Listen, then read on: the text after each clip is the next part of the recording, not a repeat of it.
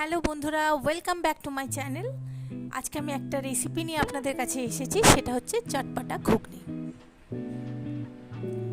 তো এই ঘুগনিটা প্রথমে আমি মটরটাকে ভিজিয়ে রেখেছি প্রায় ওভারনাইট। তারপরে আমি ঘুগনিটাকে কি করেছি, মটর আর আলুটাকে আমি সেদ্ধ করেছি।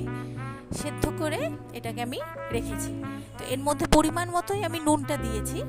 তো আপনারা ওইখানে পরিমাণ মতো নুন দিয়ে মটরটাকে সেদ্ধ করে নেবেন। তারপরে এর জন্য লাগছে হলুদ গুঁড়ো, লাগছে চিনি, লাগছে গোটা জিরে, শুকনো লঙ্কার গুঁড়ো, এটা সামান্য পরিমাণে গরম মশলা, তেজপাতা, পেঁয়াজ আদা রসুনের পেস্ট, আর লাগছে টমেটো কুচি। তো চলুন রান্না করা যাক। আর এই ঘুগনিটা হচ্ছে চটপাটা ঘুগনি। এটা সন্ধ্যেবেলা স্ন্যাক্স হিসেবে খেতে পারেন বা গরম গরম রুটির সাথেও পরিবেশন করতে পারেন। তো কড়াইতে প্রথমে সাদা তেল আমি দিয়ে দিয়েছি।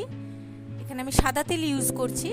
তো সাদা তেলটা গরম হয়ে গেলে এর মধ্যে দেব গোটা জিরে, ফোড়ন হিসেবে দেব গোটা জিরে।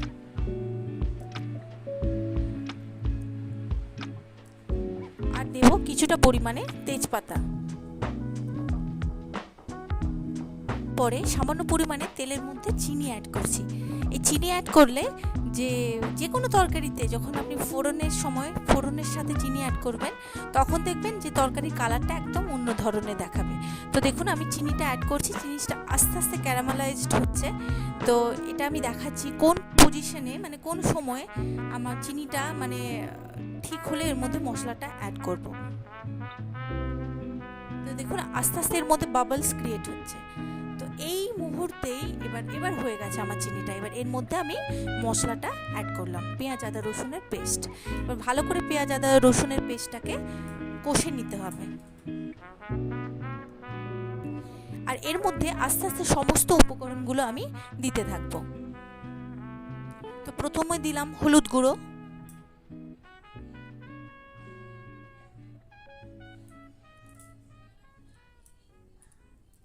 এরপরে দিলাম আমি টমেটো কুচি।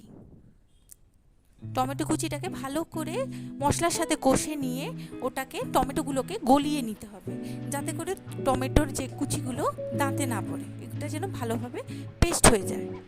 তো এবার দিলাম লঙ্কার গুঁড়ো,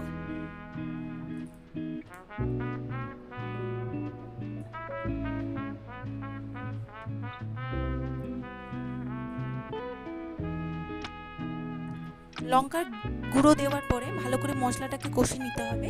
কষে নিয়ে আমি সামান্য পরিমাণে জল অ্যাড করছি, যাতে মশলাটা আরও সুন্দরভাবে কষে যায়। আর আমি এখানে কোনোভাবেই আমি নুনটা অ্যাড করছি না, যেহেতু আমার ওই ঘুগনির যে সেদ্ধ মটরের মধ্যে আমি নুন দিয়ে রেখেছি, তাই আমি এখানে কোনো প্রকারে আমি নুন অ্যাড করিনি। সামান্য একটু চিনি অ্যাড করলাম, এটা টেস্টের জন্য। আগের চিনিটা ছিল কালারের জন্য, আর এই চিনিটা হচ্ছে টেস্টের জন্য।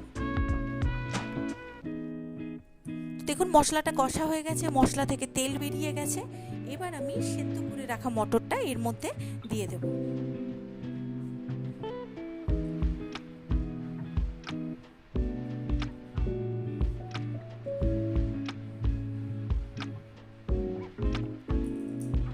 সেদ্ধ করে রাখা মটরটা দিয়ে দিয়েছি, আর একটু সামান্য পরিমাণে আমি জল অ্যাড করেছি, যাতে করে ঘুগনিটা ভালোভাবে ফুটতে পারে।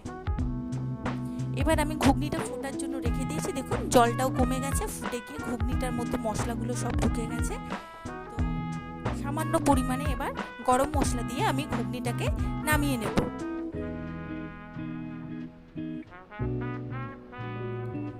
আমার ঘুগনি রেডি। তো এবার এটা পরিবেশন করার জন্য রেডি।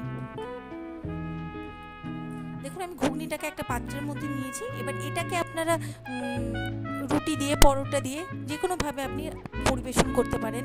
তাছাড়াও যদি একটু চটপটাভাবে আপনি খেতে চান, সেই জন্য আমি কিছু নিয়েছি। এর জন্য পেঁয়াজ কুচি নিয়েছি, শসা কুচি নিয়েছি, পাতি লেবু নিয়েছি, আর সামান্য পরিমাণে নিয়েছি চাট মশলা। তো আমি প্রথমে বাটির মধ্যে ঘুগনিটাকে নিয়ে নিচ্ছি।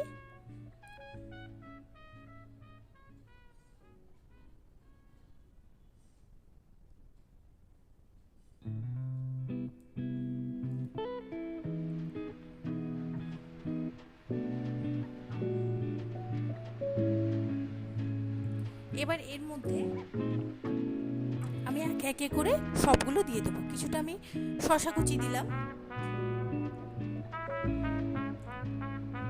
কিছুটা পরিমাণে পেঁয়াজ কুচি,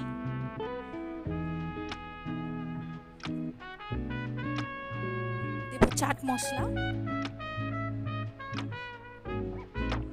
আর কিছুটা লেবুর রস। তো এর সাথে আপনারা কাঁচা লঙ্কা, ধনেপাতা সব কিছুই অ্যাড করতে পারেন আপনাদের টেস্ট বাড অনুযায়ী।